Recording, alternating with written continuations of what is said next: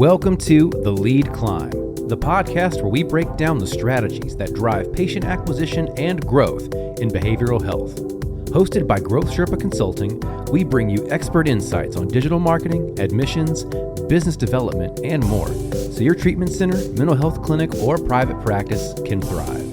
Whether you're a CEO, admissions director, or marketing pro, this is where you'll find the tools to scale smarter. Follow us up the mountain. Let's lock in. Hey, welcome back to the One Question Podcast. But here we're in Asheville, North Carolina. I'm here with Susan Stater from Next Step Recovery, longtime friend. And want to ask Susan actually two questions on our One Question Pod. First off, Susan, how are things going after Helene? A lot happened here at Asheville. Yeah, a lot did happen here in Asheville. But everything's up and running again. Water is fine, resources are good. So there's no problems anymore. I think a lot of the country feels maybe that we're still affected, but we really aren't. Okay, awesome here. So that leads into the one question for the One Question Pod. How is it like, or how is it any different providing patient care during and after a natural disaster or a massive event like Helene? Well, during was very interesting because Asheville was never supposed to get a hurricane. Right. And so for all of us, we were not prepared. Nobody was. And it came down to how we could help somebody during that time and give them what they need. So a lot of the places were able to transfer their patients somewhere else, like another facility for the time being. And that's kind of what happened. But everybody wanted to come back. I think that was the nice part was we shut down operations for 17 days. But during those 17 days, there were people that were going, please, can we come back? Yeah. And so we started to trickle people back in again. Awesome. Now I'm going to ask one follow-up because I'm not clinical, and I think everyone knows that about me. I would be the worst therapist. What do you have to do differently as they come back? Is there some different way of approaching the stress, the magnitude of the event? Like, how does that work? I'm ignorant to that. Well, in order to really do that, I think we stayed focused on the task at hand. Meaning, you're not any different than you were before you left. Okay, you're still the same person, but you had to overcome some difficulties and challenges during Helene, obviously, because you had to relocate. So coming back in, I think, was much easier. It was when everybody was gone from us, staying in touch. And we did that very well as a team. We were constantly in contact with everybody and assuring them. I'm a counselor by trade, so it was not a problem for us to still be there for our clients. Awesome. Yeah. Now, Susan, can you tell everyone how to find you? Sure. nextsteprecovery.com in Asheville. 828, do the phone number? Yeah, sure. 828-350-9960. Perfect. Thanks so much. Hey, so I'm here with Todd Weatherly from Stucker, Smith & Weatherly. Todd and I were talking today at a nice coffee shop, High Five Coffee here in Asheville, North Carolina, about the widening gap between commercial insurance and private pay therapeutic services. Todd, can you talk a little bit more about that for us? Well, Steve, it's good to see you. As always. Thanks for coming to town. You and I go back a little bit. And not on a golf course. Right, this time at least.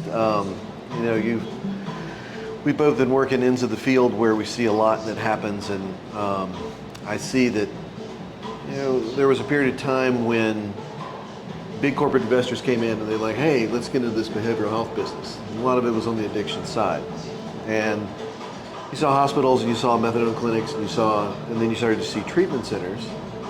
And treatment centers that were doing billing practices, and insurance companies were not very friendly to it. So you got 28 days of residential care, right? So all of a sudden you're doing this cycle, and people are getting 28 days of residential care, coming out of care, and not really getting enough. It's not really enough care for people who really need that level. If you need residential care, you probably need 45 days at least. So you're not getting the level of coverage. The people that are trying to pay for the care don't have a lot of out-of-pocket resources. Then you got the other side. You got private pay where people have out-of-pocket resources and they can cover the gap. In 28 days, maybe they get 15 days worth of insurance covers. They're covering 45 and 90 days worth of residential care, and the person's going through with a transitional plan and PHP, IOP, and everything else. They're seeing a greater length of stay, a more greatly engaged care sequence, as well as, because it's private pay, better staffing ratios, better therapeutic programming, more cutting edge therapeutic kinds of approaches that therapists and other folks are using. So you just get this kind of, because you can pay for it, a higher quality of care. And my question is, how do you bridge the gap? How do we make these two places come together a little better?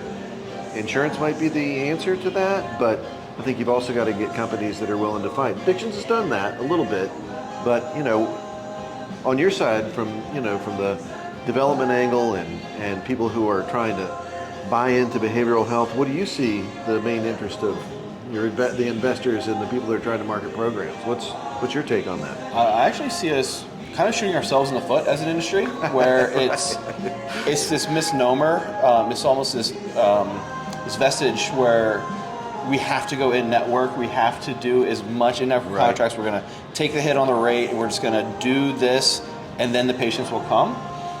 So the decision tree is going from clinical, financial, geographical to financial, geographical, clinical. Right. And so I think that's where in our industry, if we're focusing on outcomes-based decisions practices, so we're big at Growth Sherpa about outcomes-based marketing, making sure that our marketing strategies, your patient acquisition strategies match who you're the best in treating. Right. And so I think from our side of things, if we can be better at treating patients that are in our niche and not necessarily rely on just whoever insurance throws us, we're going to see better outcomes, longer lengths of stay, and all that. Yeah. Well, we're going to have the outcomes data, and we say, hey, insurance companies, by the way, if you do this right the first time, you might get to stop cycling this person through expensive residential treatment all the time. And I had that question, I talked about it with the CEO of Silver Hill Hospital, and he's like, well, insurance companies never do that because your average prescriber is only prescribes for like 1 to 2 years. Right. And I was like, well, but if they all get on board at the same time, they all get the benefit. Right. It's like, I know they don't think about one another when they're making decisions, but we need a new model. So, can't agree more. Well, I appreciate your time as always. How do they find you? StuckerSmithWeatherly.com. You can find us there. Therapeutic consulting agency, one of the largest in the country. Focus on adults. We do the full spectrum, like 12 to 70, but older adults and acute mental health is something that we focus on and are specialized at. So thanks for having me. Awesome, Todd. Talk to you soon. Good to see you.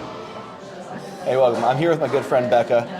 Becca and I just had lunch here in Asheville, and we're talking about a really interesting new venture you have about vending machines. Can you tell everyone about that? Yes. So I started Stage Safe Foundation with my partner Andrew, who works production in the music industry, and we are passionate about getting naloxone in the hands of folks who are attending music at venue spaces, in the hands of production staff, all folks on crew. And we realized that a free naloxone harm reduction vending machine is going to be our passion project for this year. Awesome. Thank you so much. And how can people find you? Because you're getting this off the ground. It's obviously much needed. How can they find you? How can they learn more about it or donate if so inclined? Yeah, for now you can find me on LinkedIn. It's called Stage Safe Foundation. And my name is Rebecca Pusha. And that's how you can find me. We'll have her LinkedIn below. Thanks so much, Becca. Thanks. Final stop on my Asheville trip this time. I'm here with Holland from Asheville Recovery Center. Thanks so much for having me, first of all. I really appreciate that. It's been a while since I've been here to ARC. We had a great conversation about Helene. Sounds like you guys had quite the experience and learned quite a lot from it. Can you tell us a little bit about your experience running a treatment center through a natural disaster and how you guys came out better from it? Absolutely. And I think the thing to start with is the opportunity we had that obviously no one was expecting, nor did we seek it out, right? But to be in a spot where you had the staff to treat, right, a full census, but we had less than half of that at one time. We chose that again to kind of just punctuate on the opportunity to look into some programming, look into the facility as a whole, whether it was just cleaning, upkeep, or just renovations. but we did our best in that time with the staff we had to try to come out. Not, again, it was the rush back of could we get this program back to how it was pre-Helene, and more so it shifted into how could we make the program better than it even was before Helene. And I think we did a great job. It's still a work in progress, right? And it's something that, again, a decent treatment center should be trying to be innovative, should be trying to change and keep up with an ever-changing issue. But yes, we're actually quite proud of the product of, again, the staff and the program that we have now, a good 6 months post-Helene. It was definitely at a time, was it even going to exist versus are we going to have something better, right? Not really anyone's thought, but quite grateful that it turned out that way. Excellent. Yeah, that's what I've always found too. One of the byproducts of mission-driven people put in a difficult situation is a better product on the other side. So glad you guys made it through the storm and are back on your feet and full as ever. Can you tell everyone where to find you? Absolutely. Again, my name is Holland from Asheville Recovery Center. You can find us at AshevilleRecoveryCenter.com or absolutely reach out to us via any social media or feel free to call at 828-248-7447. All right, Holland. Appreciate you. Thank you. That's a wrap for this episode of The Lead Climb. We hope you picked up some valuable insights to help optimize your patient acquisition and grow your behavioral health organization.